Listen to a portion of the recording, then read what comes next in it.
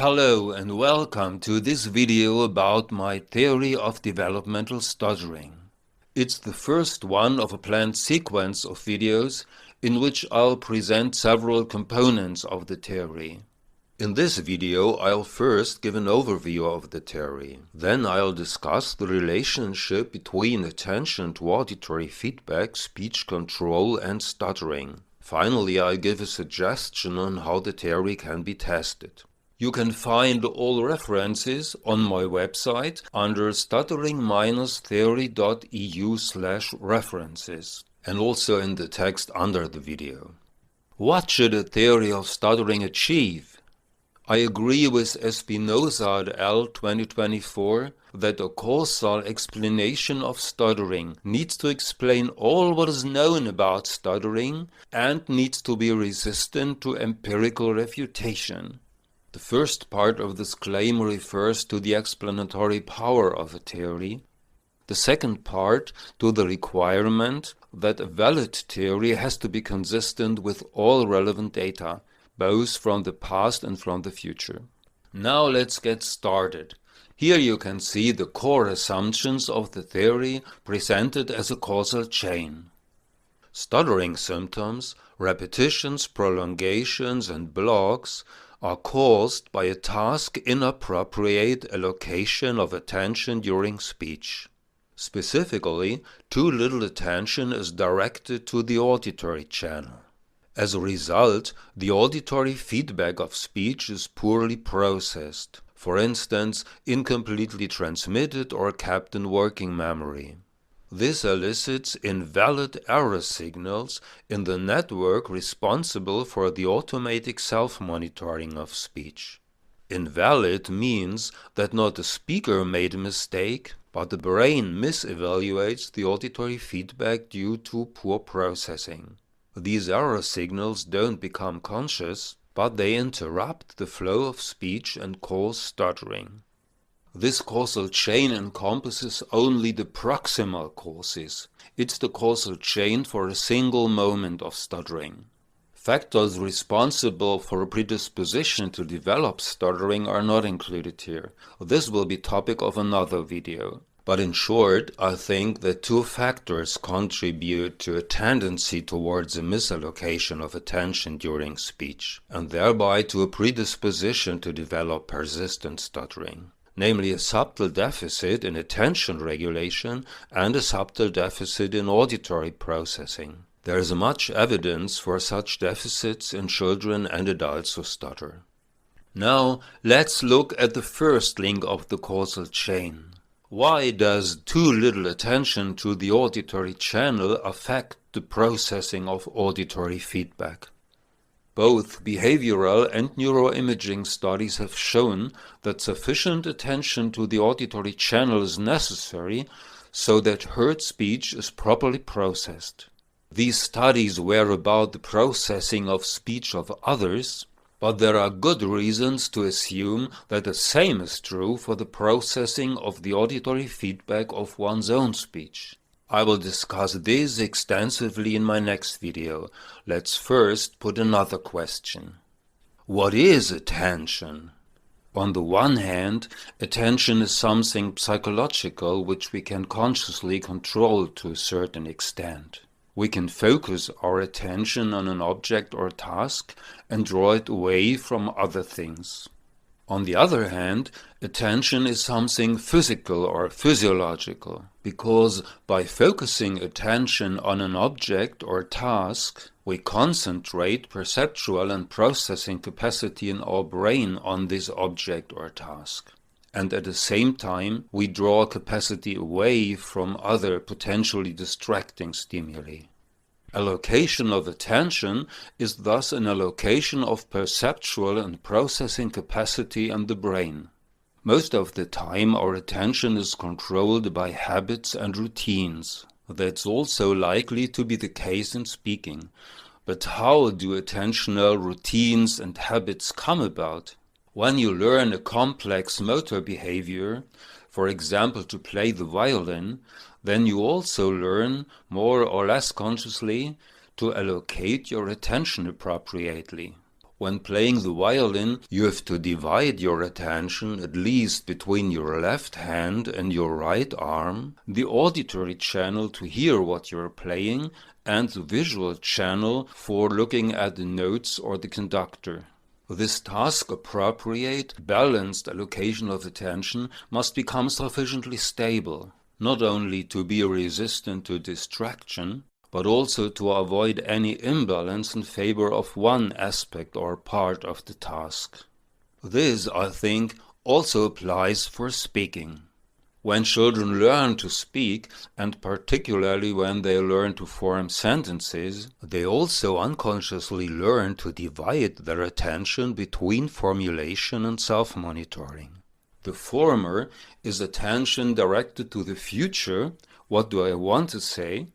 The latter is attention directed to the past. What have I just said? Furthermore, attention to formulation is directed inward, but attention to auditory feedback is directed outward. I'll come back to this difference later. Not a few children seem to have difficulty reallocating and adapting their attention in that transition from one or two word utterances to sentence production and connected speech. And I think that's why stuttering often onsets in this period. But the development of stuttering will be topic of another video. What importance has auditory feedback for speech control? Some experts have believed that auditory feedback would be important only in the initial period of speech development. But after word articulation was learned, it would become less important. That seems to be wrong. Lind et al. 2014 at the University of Lund in Sweden conducted a clever experiment. They showed that when we hear ourselves saying something other than we have actually said, then we believe we said what we heard. Let's take a closer look at the study. The participants performed a Stroop color naming task, in which they had to distinguish between green and gray, in Swedish grön and gråt. The experimenters covertly manipulated their auditory feedback in real time, so that they, for example, said green but heard themselves saying gray, and vice versa. Under ideal timing conditions, 2/3 of these word exchanges went undetected by the participants, and in 85% of these cases, the inserted words were experienced as self-produced. This indicates that when speaking spontaneously, there is no internal speech plan that tells us what we have said. Such an internal plan, or the memory of it, could at most tell us what we intended to say, but not what we actually said. Instead, the auditory feedback of what we have said tells us what we actually said, including our speech errors. It's the easiest and safest way for the brain to get this information. Therefore, auditory feedback is the crucial source of information, the crucial sensory channel for the self-monitoring of speech. But how did the idea come about that auditory feedback could be relevant for the control and self-monitoring of speech? It was probably inspired by 3 observations, which have also been put forward as arguments against the assumption that problems with auditory feedback may cause stuttering.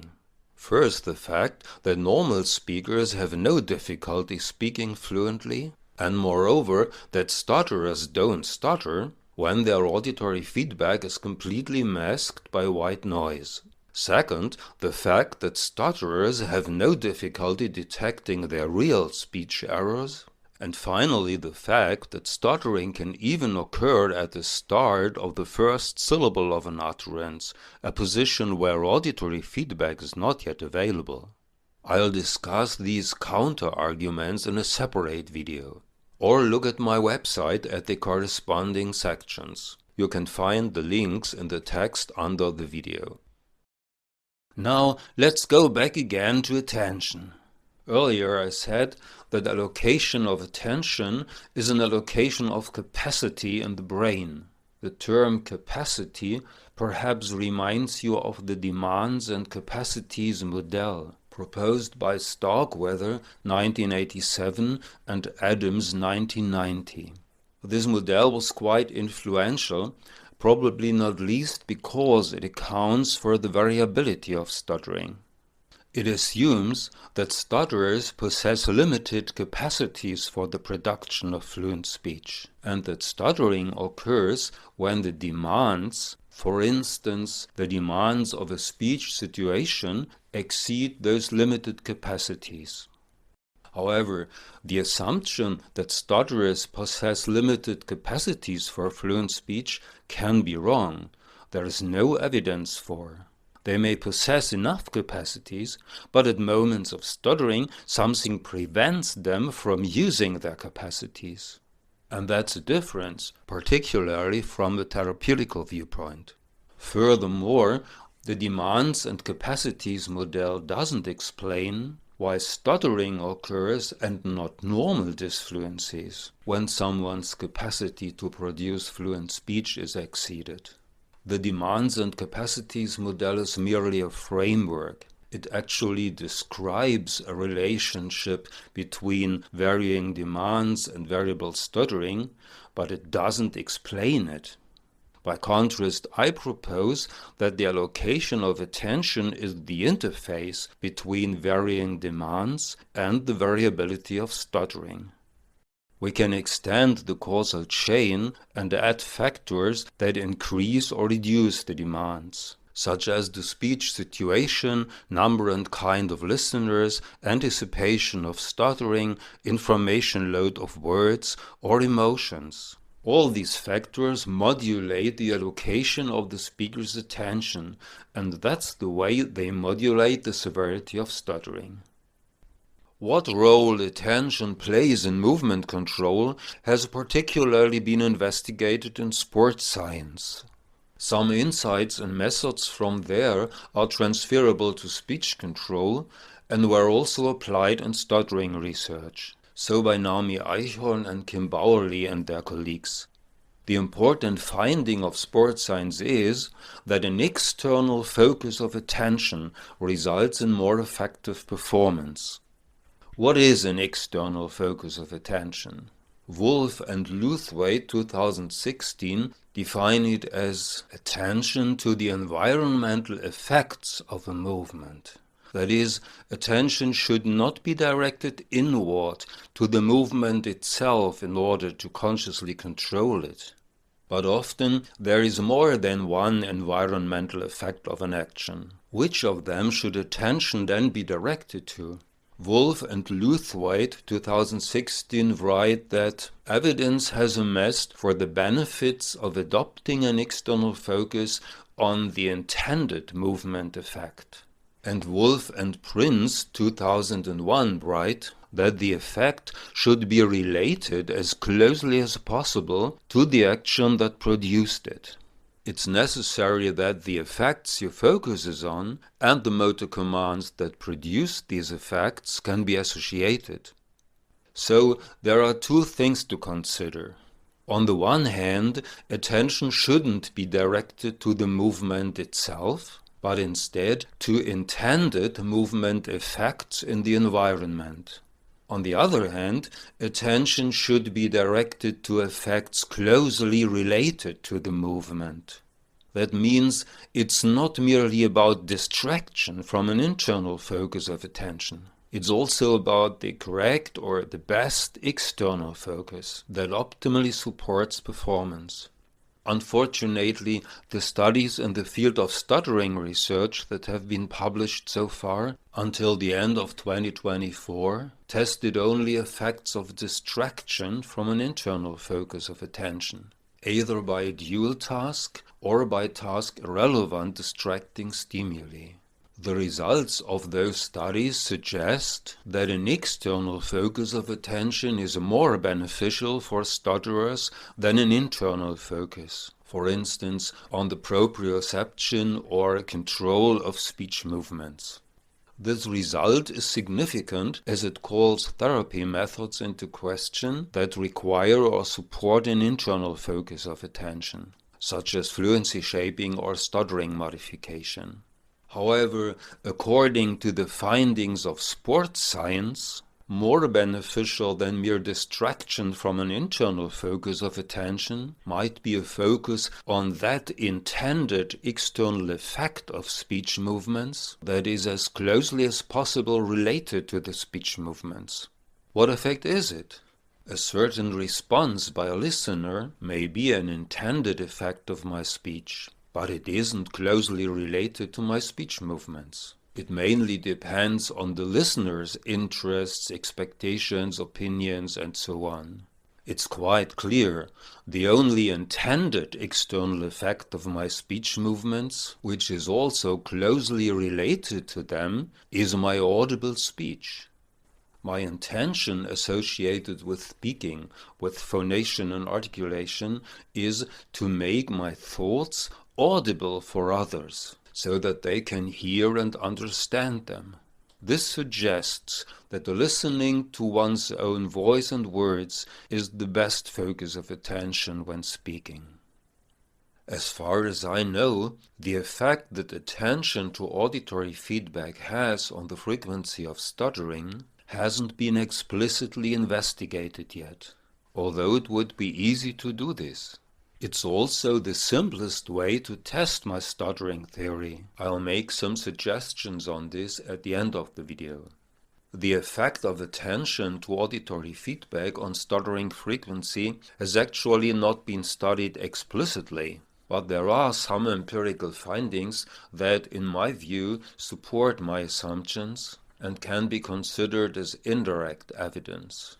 For instance, my theory implies that the allocation of attention in non-stutterers is more stable than in stutterers when speaking, ensuring that auditory feedback is always properly processed and automatically integrated in speech motor control.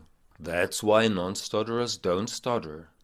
I didn't think that there was any way to test this. However, Lazzari et al. 2024 conducted an ingenious experiment. Stutterers and normally fluent controls performed a finger tapping task in the following way. First, they aligned their tapping to the clicking of a metronome, and then they continued tapping that rhythm after the metronome signal was switched off. They didn't hear the sound of their finger tapping directly. Instead, the auditory feedback of the tapping was presented through headphones. This allowed presenting auditory feedback either without or with a delay. There were further two experimental conditions with different instructions for the participants.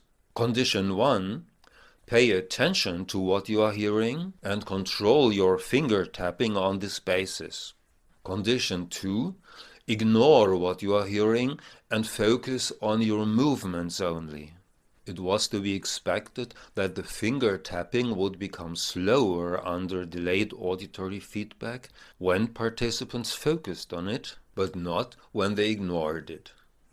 The results revealed no difference between the groups in condition 1, in which participants were instructed to focus on auditory feedback, but there was a group difference in condition 2.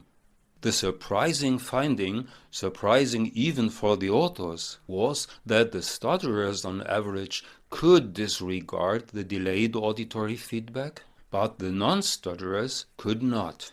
The authors write that the control participants struggled to fully disregard the auditory feedback, even though it was irrelevant, leading to a measurable impact on their motor performance depending on the degree of delay.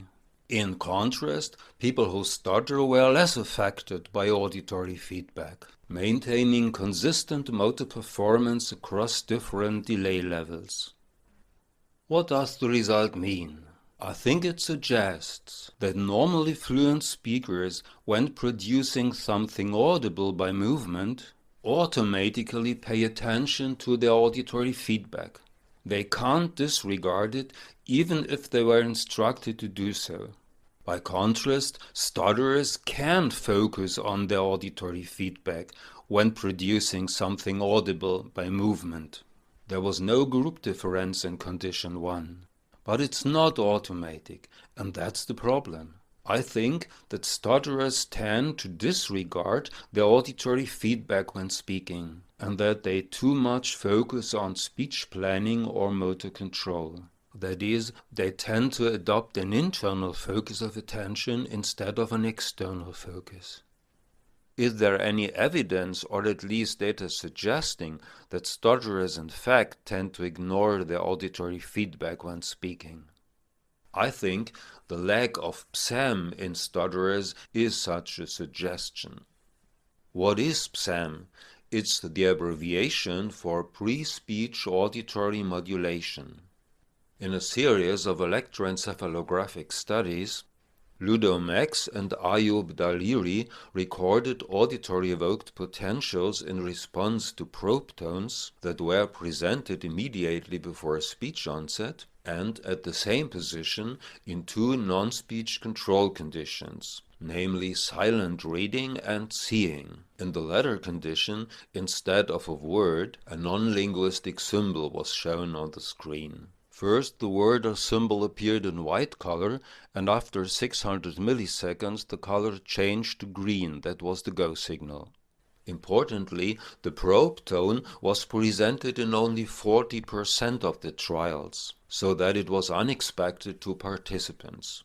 Daliri and Max 2015 found that the N1 component of the potential, that's about 100 milliseconds after the probe tone, was smaller before speech onset as compared with the non-speech tasks.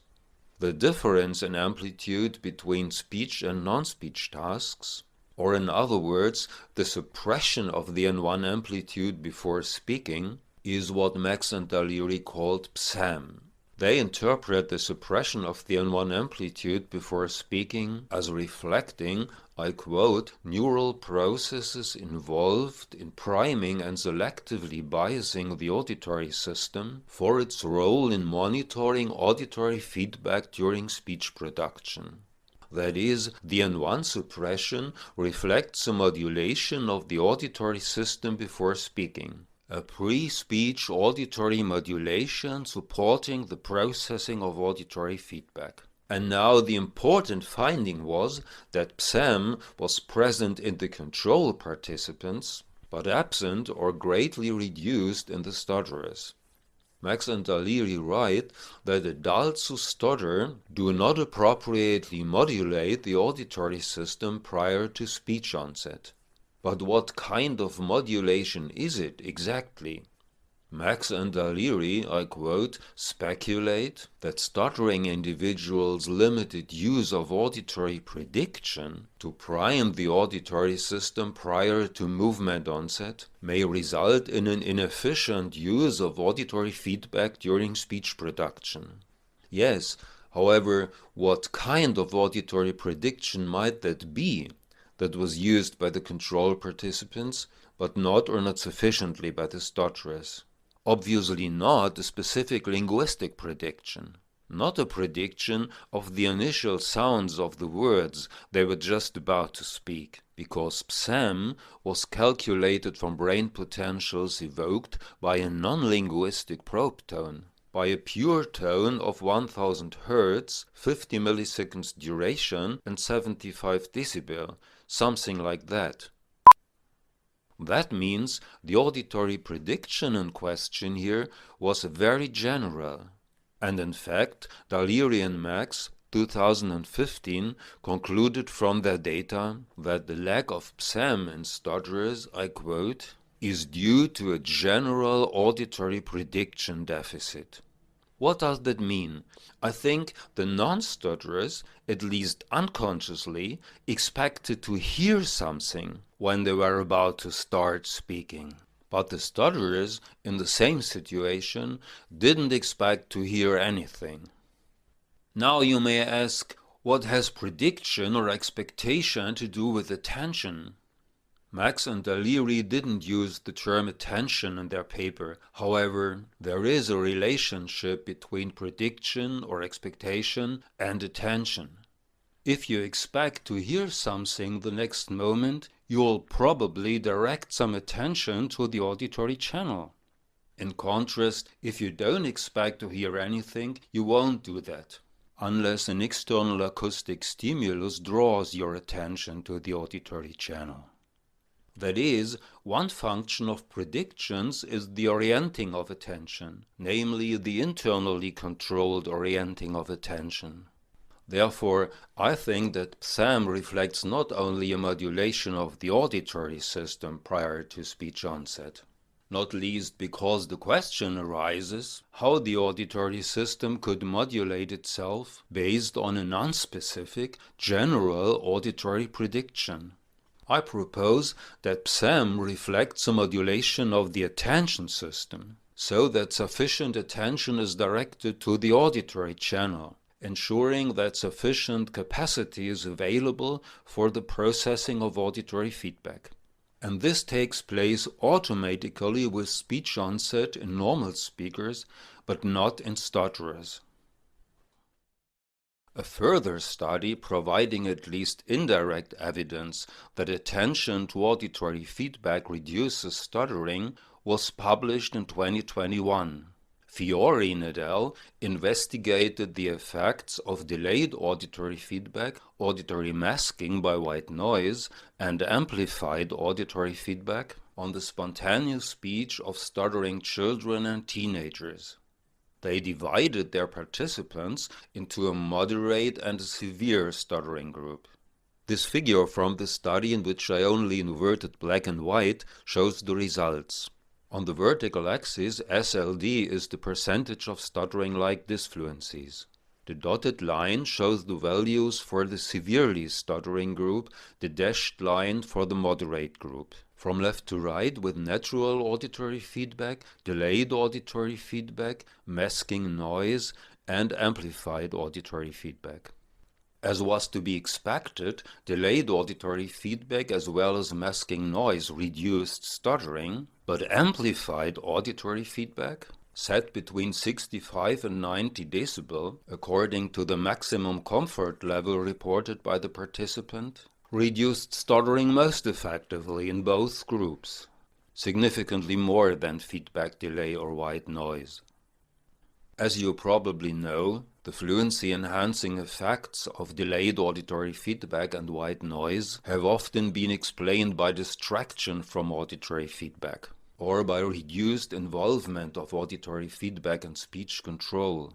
I think these explanations are wrong. See the chapter 3 on my website, particularly the sections 3, 8 and 10. But however that may be, an amplification of auditory feedback undoubtedly attracts the speaker's attention. Therefore, we can take this result as indirect evidence that attention to auditory feedback reduces stuttering. What is still missing is direct evidence. That increased attention to auditory feedback reduces stuttering is the most important and most therapeutically relevant prediction of my stuttering theory. How can you test this prediction? A simple way to draw children's attention to the auditory feedback when speaking is to use the tubaloo or whisper phone. A tubaloo is a plastic tube with two bent ends and is held like a telephone receiver. A newer design version of the tubaloo is the whisper phone, with different ends for mouth and ear. They amplify auditory feedback by ducting the sound through the tube directly from the mouth to the ear. The tubaloo or whisper phone is recommended for stuttering children, among others, by the producers. But to my knowledge, the effect on stuttering hasn't yet been tested.